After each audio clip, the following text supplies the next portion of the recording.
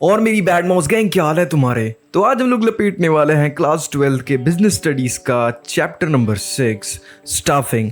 तो ये बहुत ही छोटा सा नुन्नू सा चैप्टर है, तो फटाफट से इसको लपेटते हैं, यानी कि स्टार्ट करते हैं। देखो, तुम्हें इसके नाम से पता चल रहा होगा स्टाफिंग के बारे में तुमने बहुत सुना होगा, बट फिर भी हम लोग स्टार्ट करते हैं इंट्रोडक्शन से।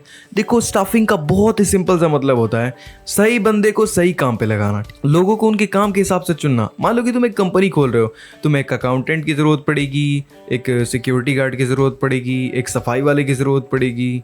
बहुत सारी ड्यूटीज़ के लिए, बहुत सारी अलग अलग जॉब्स के लिए तुम्हें बंदे चाहिए होंगे। अब उन जॉब्स के लिए सबसे बेस्ट बंदे ढूंढ के लाना, इसी को बोलते हैं स्टाफिंग। ओके, तो नेक्स्ट टॉपिक है इंपॉर्टेंस ऑफ स्टाफिंग।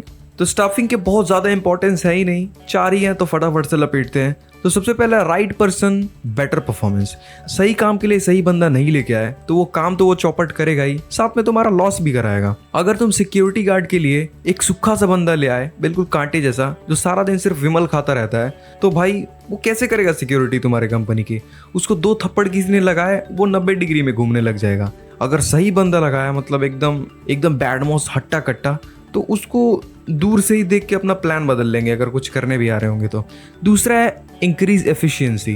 देखो, स्किल्ड लोग ना अपना काम बहुत ही फास्ट करते हैं, ठीक है। अगर तुम किसी नौसिखिए को ले आओगे, ठीक है, जिसको पता ही नहीं कि बिलिंग कैसे करते हैं और अकाउंट कैसे बनाते हैं, तो वो बस बैठ के ऐसे यूट्यूब पे ट्यूटोरियल देखेगा कि हाउ टू मेक बिल्स। लेकिन अगर तुम किसी स्किल्ड बंदे को लाए हो जिसने मास्टरी कर रखी है भाई उसमें, तो वो चुटकियों में काम करेगा, जिससे स्पीड तेज़ होगी, कस्टमर्स को खड़ा नहीं रहना पड़ेगा लाइन में। दूसरा, ग्रोथ ऑफ ऑर्गेनाइजेशन। अब देखो, हर एक चीज़ के लिए अगर स्किल्ड बंदा होगा तो ऑर्गेनाइजेशन ऑब्वियसली ग्रोथ करेगी, हर डिपार्टमेंट के लिए, ठीक है, हर जॉब के लिए अगर सही बंदा है।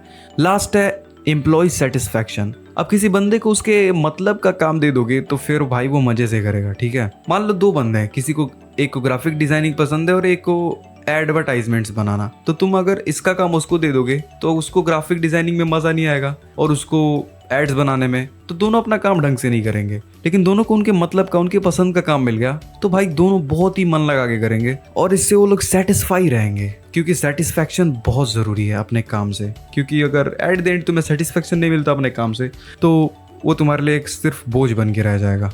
ओके, तो नेक्स्ट है स्टाफिंग प्रोसेस। पहला है मैन पावर प्लानिंग। सबसे पहले हमें ये फिगर आउट करना पड़ेगा, सबसे पहले ये देखना पड़ेगा कि कितने बंदे चाहिए होंगे, आखिर कितनी जॉब्स की जरूरत है। मैन पावर का मतलब वही होता है कि कितने लोग चाहिए होंगे। मान लो तुम एक एनिमेशन कंपनी खोल रहे हो, मतलब एनिमे कंपनी, मेरा बहुत मन है खोलने का, तो तुम्हें कितने बंदे चाहिए होंगे, तुम फिगर आउट करोगे कि चलो 25 एनिमेटर चाहिए होंगे, तो कितने कैरेक्टर डिजाइनर चाहिए होंगे, इस चीज को फिगर आउट करना।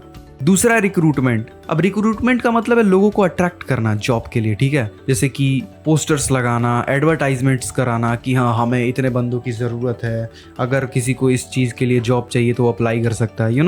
अट्रैक्ट करना लोगों को कि हम लोग डेथ नोट का सीजन 2 बना रहे हैं, जिसको जिसको एनिमेट करने का मन है वो आ सकता है। तीसरा है सिलेक्शन। अब जितने लोगों ने फॉर्म भरा है, यानी कि जितने लोगों ने अप्लाई किया है तुम्हारी रिक्रूटमेंट वाले ऐड देख के या फिर पोस्टर से, उनमें से बेस्ट लोगों को सेलेक्ट करना, बेस्ट लोगों को चुनना, और ये तुम कर सकते हो इंटरव्यू लेके या फिर उनका काम देख के। फोर्थ है प्लेसमेंट एंड ओरिएंटेशन, यानी कि अब फाइनली उन्हें जॉब पे लगाना एंड उनके जॉब के रिलेटेड, उनके काम के रिलेटेड उनको बेसिक इन्फॉर्मेशन देना कि भाई देख, ये तेरा काम है, तुझे ऐसे करना है। एग्जाम्पल के लिए, मान लो तुम एनिमेशन स्टूडियो में सेलेक्ट हो गए, तो तुम्हें वहाँ का मैनेजर या फिर जो भी फाउंडर होगा बोलेगा कि देख भाई, ये तेरा काम है, तुझे मिकासा को बनाना है, तुझे एरन को बनाना है। ओए ओए ओए, बोल मत देना कुछ मिकासा को, बंदी है मेरी। अच्छा। 5वां है ट्रेनिंग एंड डेवलपमेंट। अब ऐसा नहीं है कि बस उनको बैठा दिया, अब उनको ट्रेनिंग भी देते रहना, उनको नए नए एनिमेशन स्टाइल सिखाते रहना, ताकि उनके अंदर डेवलपमेंट हो सके, एक ही चीज पे अटके ना रहें, सिर्फ मिकासा ही बनाते ना रह जाएं। ओए, क्या बोला तूने? 6th है परफॉर्मेंस ऐप। थूक खत्म हो गया। इसका सिंपल सा मतलब होता है काम को चेक करते रहना कि सब ठीक ठाक चल रहा है कि नहीं। मतलब एक बार चीज़ों पे नज़र डालना कि जिसको जिसको तुमने रिक्रूट किया था और उसको जो जो काम दिया था वो सब सही से कर रहे हैं कि नहीं, सब चल रहा है कि नहीं बढ़िया से। 7th है प्रमोशन एंड कैरियर प्लानिंग। देखो, ये काफ़ी ज़रूरी है। अब जिनको काम दिया है तुमने, अगर वो अच्छा काम कर रहे हैं, देखो कुछ लोग भंड होते हैं हर जगह पे जो सच में एक्चुअली बढ़िया काम कर रहे हैं।